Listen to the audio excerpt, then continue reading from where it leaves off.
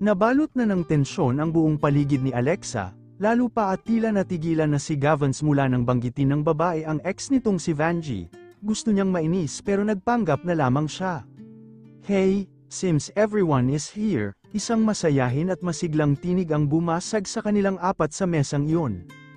Isang medyo may katabaang lalaki at may nakaabresyeteng magandang babae rito. Napalunok si Alexa, lalo na nang marinig ang pagtawag ng babaeng katabi.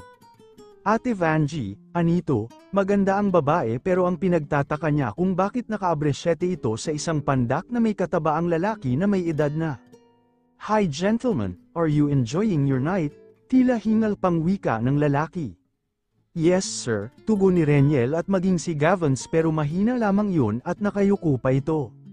So, good to know that you gonna graduate now Mr. Saison. May bahid sarkastiko ang tinig ng matanda saka lumipat ang tingin sa kanya.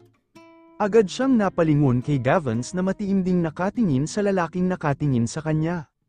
Naramdaman niya ang kamay ni Gavance sa kanyang baywang dahilan upang kumapit na rin siya sa lalaki.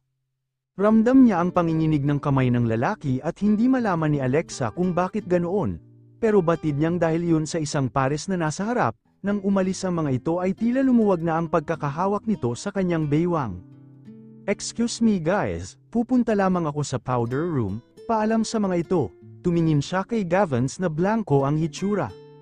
Mabilis na tinalunto ng restroom upang makahinga, tensyonado siya sa mga kaganapan, masyadong masikip ang lugar na yun para sa kanila, mabilis na pinasadahan ng tingin ang sarili sa salamin roon. Pumikit pa siya upang payapain ang sarili. Hindi siya pwedeng ma-stress masyado lalo na sa kalagayan niya.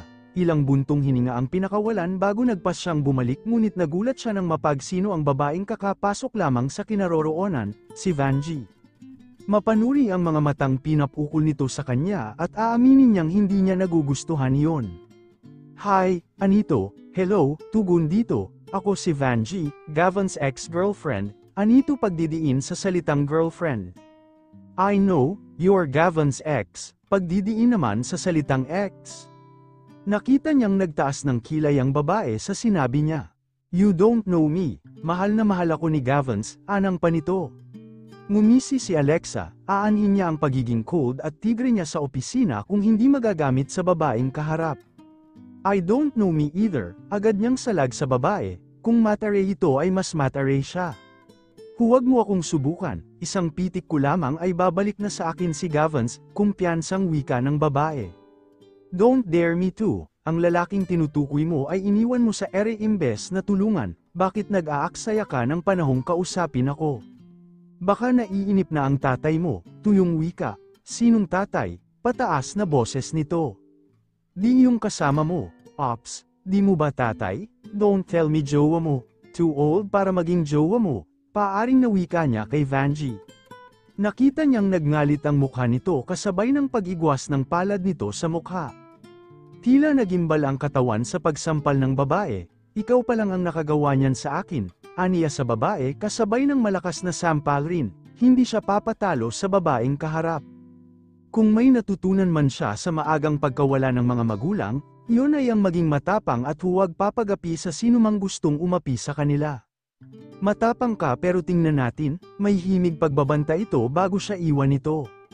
Matapos siyang iwan ito ay muling inayos ang sarili, nakita ang pamumula ng pisngi gawa ng sampal ng babae, kaya nilabas ang powder sa pouch at nag-retouch.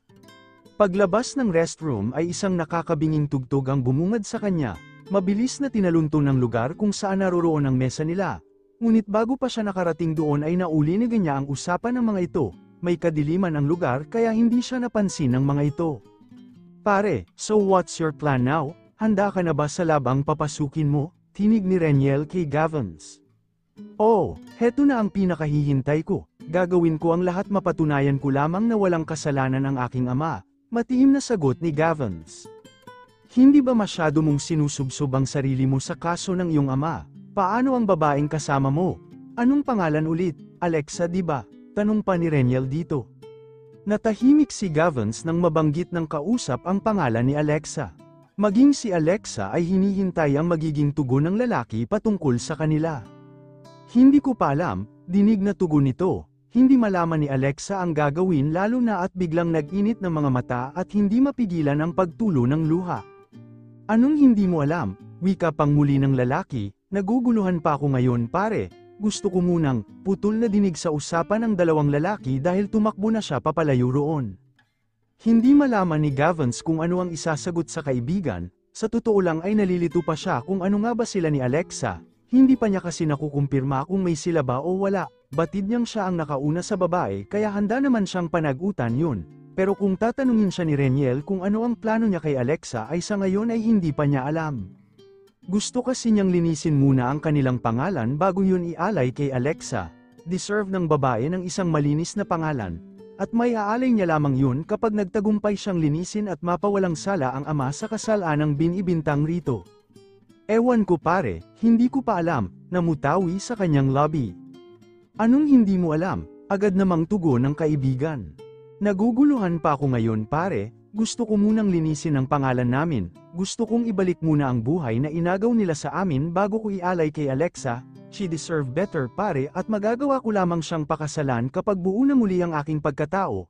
Mahal na mahal ko na siya pare, pag-aamin pa niya sa lalaki. Halata nga, anang naman ito saka itong umisi, kasi hindi ka na naghahabol kay Vanjie. Maya-maya ay nakahalata na si Gavance, magbe-20 minutos na ngunit hindi pa bumabalik si Alexa. Kaya nagpasya na siyang sundan ito sa comfort room, ngunit hindi pa man siya nakakalayo sa mesang pinanggalingan niya ay papasalubong ang magkapatid na Vanjie at Noreen.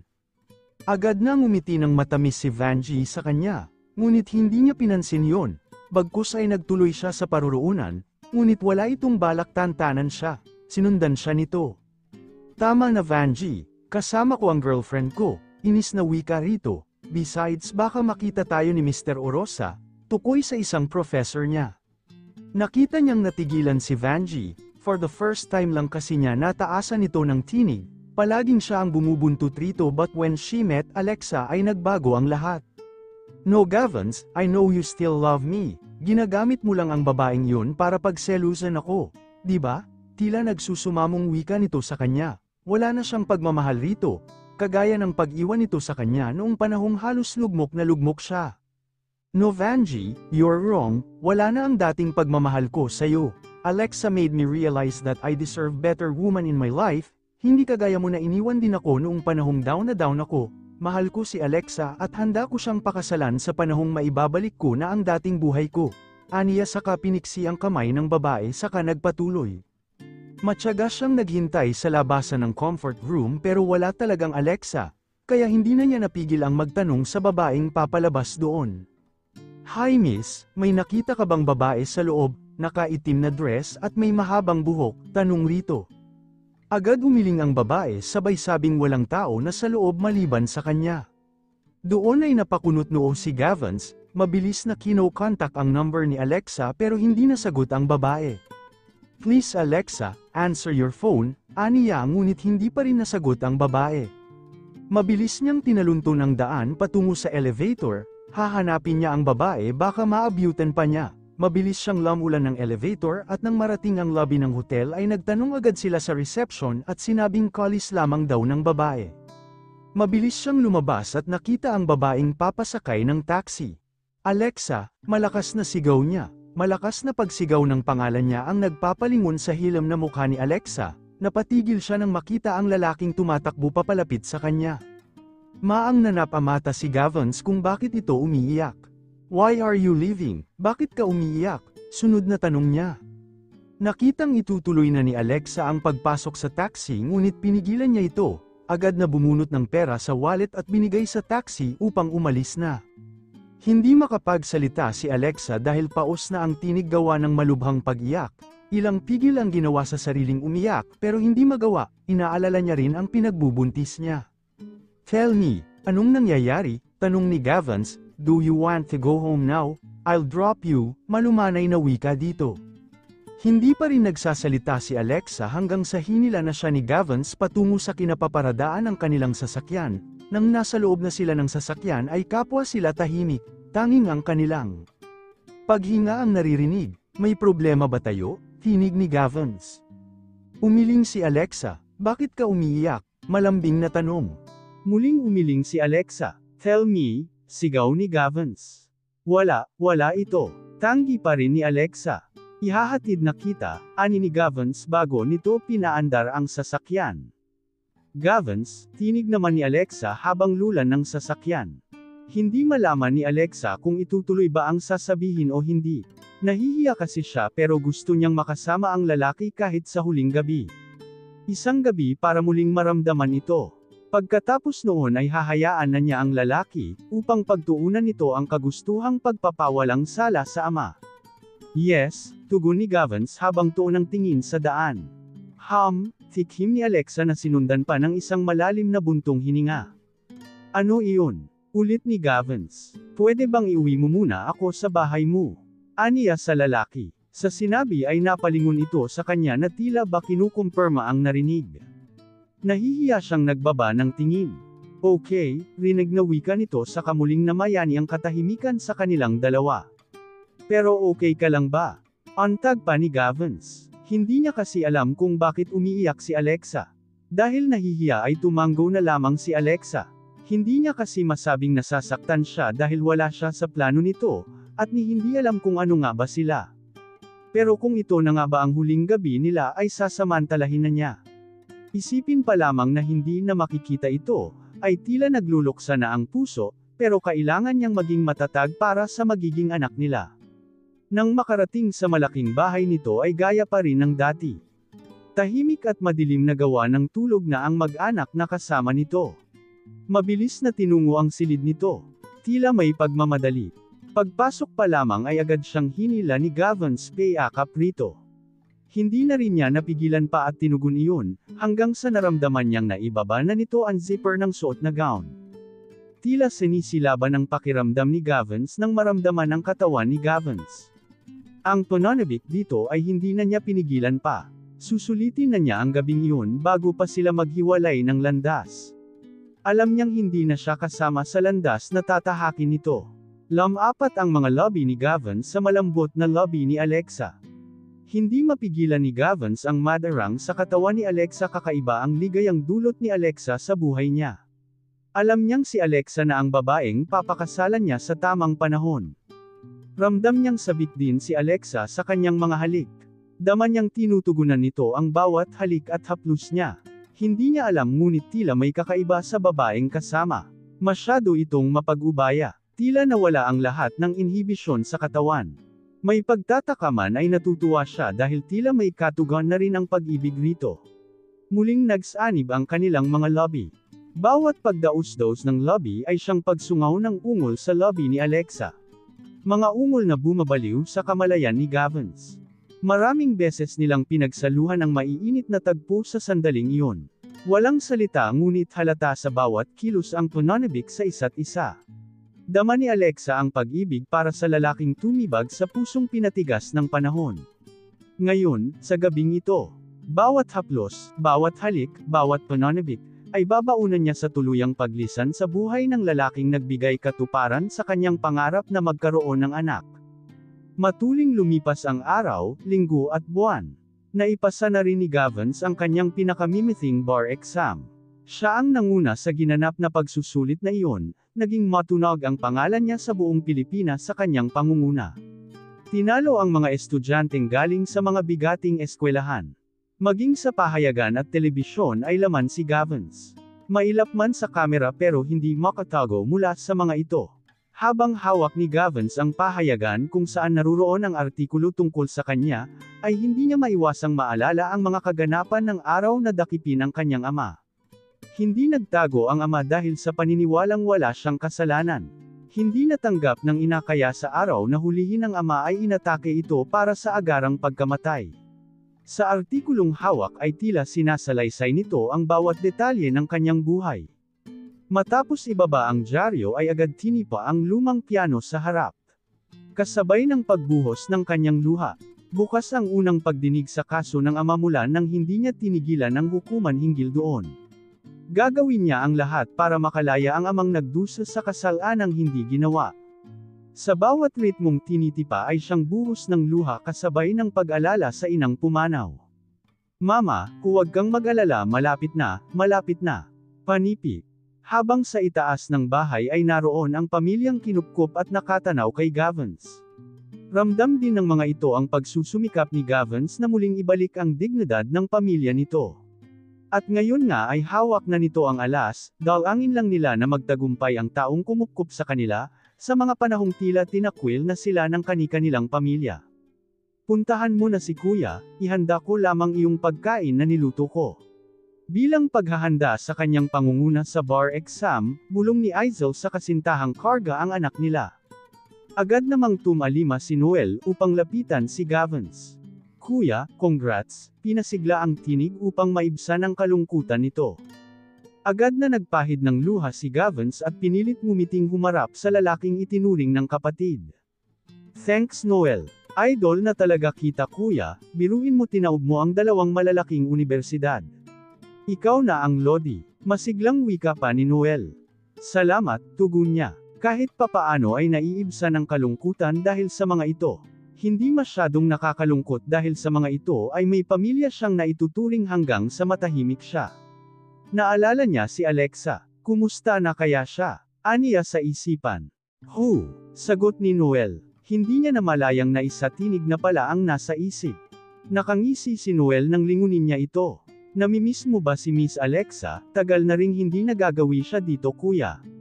5 or 6 months na ba? Pag-aalala pa ng lalaki. Tama ito. Matagal-tagal na pala siyang walang balita rito. Doon ay nagbalak siyang bisitahin ito sa opisina nito. 6 na buwan na ang nakalipas, tila kidlat ang mga pangyayari. 2 buwan pa lang ang tiyan niya nang muntik niyang mawala ang anak, dahil sa labis na stress sa trabaho at idagdag pa na may kasalanan ang pagbubuntis niya. Ipinayo ng doktor niya na magpahinga muna dahil mahina ang kapit ng sanggol sa tiyan. Ayaw niyang mawala ang bunga ng pagmamahal niya kay Gavins, at sa takot na hindi na magkaanak pa ay ipinasya niyang mag-indefinite leave. Mabuti na rin yun upang walang makaalam sa itaas na nabuntis siyang desgrasyada. Taging si Mariel at Helena lamang ang nakakaalam sa kalagayan. Tuwang-tuwa ang dalawa nang umamin siya sa mga ito sa totoong kalagayan. Ngunit kasabay din noon ang isang malungkot na balita. Matapos ipanganak ni Mariel ang anak ay kinuha na sila ng asawa nito sa Canada, kasama ang kapatid na matandang dalaga na hindi maiwan ni Mariel, dahil feeling niya ay kargo niya ito. Ito lamang kasi ang tanging dahilan kaya nananatili si Mariel sa Pilipinas, at ngayong makakasama na ang kapatid bilang tagapag-alaga ng sanggol niya, ay wala ng rason upang manatili pa ito sa Pilipinas. 2 buwan pa lamang ang nakakaraan mula nang mawala sila ni Mariel sa kumpanyang pinapasukan, ay bumulusok na ito pababa kasunod ng agarang pagsasara nito. Dahilan upang maging ang kapatid ay mawalan na rin ng trabaho. Malaki na ang tiyan niya at pinasya na nilang lumipat na magkapatid sa mas maliit na apartment upang makatipid sila. Pinaghahandaan na rin nila ang nalalapit niyang panganganak. Ate, tinig ng kapatid. Bakit? Natahimik ang kapatid. Nasa sala sila habang ito ay naghahanap ng mapag-a-applyan ng trabaho sa classified ad ng diaryong hawak. Wala ka bang balak sabihin kay Kuya Gavins? Tinig na nito na nagpaangat ng mukha niya. Isang malalim na buntong hininga ang pinakawalan. Masaya na siya sa buhay niya. Alam kong malapi, putol na wika ng agawin ng pansin nila sa balitang naririnig. Isa sa inaabangan ng buong sambayanan sa ngayon, ang paglabas ng resulta ng bar exam na ginanap kamakailan lamang. Nanguna rito si Mr. Gavin Saison, tinalo nito ang mga estudyanteng galing sa mga malalaking eskwelahan ng Kamaynilaan. Matatandaan na naging matunag ang pamilya Saison nang maging sensational ang pagkakadawat ng ama nito sa isang malaking fraud sa kumpanyang pinapasukan nito. Napag-alaman din namin na bukas na raw ang unang hearing ng kaso ng ama, matapos niyang makapag-submit ng ilang papeles na magbubukas muli sa kaso nito, wika ng isang reporter sa TV. Nagkatinginan silang magkapatid lalo na at pinipilit pang interviewin ang lalaki. Napilit namang umiiwas. Si Kuya, wika ni Helena dahilan upang mapatitig din siya sa monitor ng TV. Nakitang ayaw humarap sa kamera ng lalaki. Tikom din ang bibig nito. Bigla ay napaluha siya. Masaya siya dahil unti-unti na nitong nakakamit ang mga pangarap nito. Dasal niya ay tuluyang makalaya ang papa nito. Maya-maya ay nakaramdam siya ng pagkirot ng tiyan. Napakapit siya ng mahigpit sa kinauupuan. Helena, Ang sakiit, pilipit na hiyaw. Ate, hintakot na wika naman ni Helena. Hindi na niya alam ang gagawin. Mabilis na inalalayan ng kapatid saka tumawag ng kapitbahay nila. Buti na lamang at mabilis siyang tinulungan ng asawa ng landlady nila.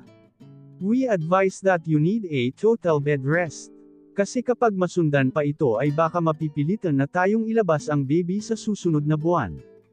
I'm so sorry to tell you pero mahina ang pintig ng puso ng bata.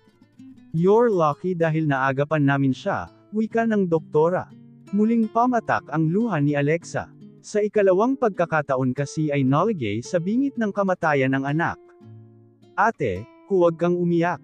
Bawal sayo, ani ni Helena. Natatakot ako Helena, nasa SED na ang savings ko baka. Huwag kang mag-alala ate, bukas ay may interview na ako. Magkakatrabaho rin ako, nandito pa ako, di ba? Baka ito na rin yung time na makabayad ako sa'yo, anang ng kapatid. Huwag ka na mag-alala, ang importante ay ligtas na lalabas si baby. Okay, ngiti pa nito. Iba yung pag-iingat ang ginawa ni Alexa sa kasalanan ng pagbubuntis. Ingat na ingat siya maging ang pagbubuhat ng simpleng bagay ay hindi magawa. Mabuti na lamang at nakahanap din si Helena ng trabaho. Kahit cashier ng isang supermarket ay pinatos na nito, makatulong lamang sa kanya, lalo na't ang natitira sa savings niya, ay nilalaan na lamang para sa panganganak niya. Anak, kumapit ka lang kay Mami aniya habang hawak ang matambok na niyang tiyan. Hindi niya kakayanin kapag nawala pa ito dahil sa kapabayaan niya. Marami na siyang naisakripisyo maging ang magandang career. Habang walang ginagawa ay hindi niya maiwasang halungkatin ang larawan ni Gavin sa isang dyaryo, kung saan nakalathala ang pangalan nito at ilang artikulo tungkol sa lalaki. Habang nakatingin sa gwapong mukha ng lalaki, ay hindi niya maiwasang maalala ang mga sandaling kapiling ito. Ngunit nang tila magsisimulang mag-init ang mga mata ay agad na binalik iyon dahil baka makasamang muli sa kanya. Dahil bagot na bagot siya sa kaihiga, ay napagpasyahan niyang manood ng TV. Esaktong isang breaking news ang nakasalang sa telebisyong binuksan at malabis ang pagkabog ng dibdib nang makita ang lalaking nasa monitor. Si Gavins. It's been 3 months when we opened my dad case. I think I'm capable to continue his case. Attorney Carpio still be with me since he's the one who started holding my dad case. We'll see kung ano ang mangyayari sa next hearing. For now, wala pa akong masabi pero gagawin ko ang lahat para malinis ko ang aming pangalan, puno ng kumpiyansang wika ng lalaking nasa TV. Ngumiti si Alexa. Ibang-iba na ang lalaki, kung noon ay nahihiya itong magpakita, ngayon ay makikita mo sa pananalita at mukha nito ang tapang at kumpiyansa. Idagdag pang tila gumwapo pa ito. Mr. Carpio, salamat sa pagtanggap sa kaso ng papa ko. Pasasalamat ni Gavin sa isang PAO attorney na tumanggap sa kaso ng ama, kahit malabo pang maipanalo nila. Sapat na ang hawak niya upang malinis ang pangalan nila. Habang hawak ni Mr. Carpio ang kaso ng ama, ay nagawa niyang pumasok sa kumpanyang pinagtatrabahuan ng ama noon upang mangalap ng impormasyon. Kinailangan niyang mag-disguise para hindi siya mahalata ng ilang opisyales, at ngayon ay hawak na niya ang isang ebidensyang makapagpapalaya sa kanyang ama. Walang anuman eho. Sa katunayan, pagtanaw ko lamang ito ng utang na loob sa ama mo. Siya ang tumulong sa akin noon, anang naman nito. Saka ngumiti ng maluwag sa kanya. You have a huge potential in this profession. Pero payo ko lamang sa'yo. Huwag mong ibaon ang puso mo sa galit. Gawin mo ito para sa hustisyang dapat mong makamit, hindi para maghigan. Possible ka pa lamang at ayaw kung hindi ka pa tumutubo ay unti-unti ka nang nabubulok. Pag-isipan mo ang lahat. Take it as a challenge. For sure, kapag naipanalo mo ang kaso ng iyong ama, ay maipapasama ka sa mga tanyag na abogado sa buong Pilipinas, masayang wika ng matanda sa kanya. Salamat po, tugon dito. Ngayon pa lang ay binabati na kita, anito. Sa lakas ng mga ebidensyang nakalap ay tiyak na laya ang kanyang ama. Matapos ng 3 sunod-sunod na pagdinig sa kaso ng ama, ay tuluyang binaba ng hukuman ang hatol matapos niyang ilantad ang mga dokumentong nakalap at ilang katibayan na hindi ang ama ang nakadispalko ng malaking halaga ng kumpanya, kundi ang kasosyo ng may-ari ng kumpanya gamit ang kasamahan ng ama bilang senior accountant ng kumpanya. Lahat ng transaksyon palabas ng pera, ay pangalan ng ama niya ang nilagay at peke ang bawat signature nito. Tama ngang walang lihim ang hindi mabubunyag dahil sa huling pagdinig na iyon ng kaso ng ama, ay tuluyang sinampahan ng kaso ang isa sa may-ari ng kumpanya kasama ang kasampat nitong katrabaho ng ama. Sa pagkakalutas ng kaso ng ama, ay nasa utos ng korte na ibalik ang lahat ng ari-arian nilang hinatak ng mga ito matapos dakpin ang kanyang ama. Nakakalungkot lamang dahil hindi na maibabalik noon ang buhay ng kanyang ina. Habang binababa ng hukumang hatol sa ama ay hindi na mapigilan ni Gavans ang mapaiyak. Sa bisa ng aking kapangyarihan, ikaw Mr. Agapito Saison, ay napatunayang walang kinalaman sa kasong isinampa ng iyong dating kumpanya. At sa bisa rin ng hukuman ito, ikaw Mr. De Guia at Mr. Aguila, ay hinahatulan ng 20 taong pagkakakulong at pinagmumulta ng 30 milyong piso dahil sa patong-patong na kasong kinasasangkutan ninyo. Case dismissed. Pagtatapos ng paiskal sa huling pagdinig noon kasabay ng pagpuso sa 2 lalaking tunay na may kasalanan. Umalma pa ang mga ito lalo na si Mr. De Guia. Nasa tabi nito ang co-partner nito at may-ari ng 3/4 ng kumpanya ay hindi si Mr. Furto. How dare you Mr. De Guia? You betrayed me. Malakas na singhal ni Mr. Furto sa kanyang kasosyo. Bagaman 1/4 lang naman ang parte nito sa kumpanya, ay malaking pera na ang nadispalko nito, dahil kasabay ng pagtuklas ni Gavin sa katotohanan, kundi ang patuloy na pangungulimbat nito ng pera. Lumapit ang dating boss ng ama na si Mr. Furto, at humingi ng dispensa lalo na at hindi sila gumawa ng malalim na investigasyon tungkol sa kaso noon ng ama. Nangako rin itong ibabalik ang lahat ng ari-arian nilang kinuha nila, dahil sa pag-aakalang galing ang mga iyon sa nakaw sa kumpanya nila. I am so sorry, paulit-ulit na paghingi ng tawad ni Mr. Furto sa kanilang mag-ama. Okay lang yun sir, wag nang sir, Agapito.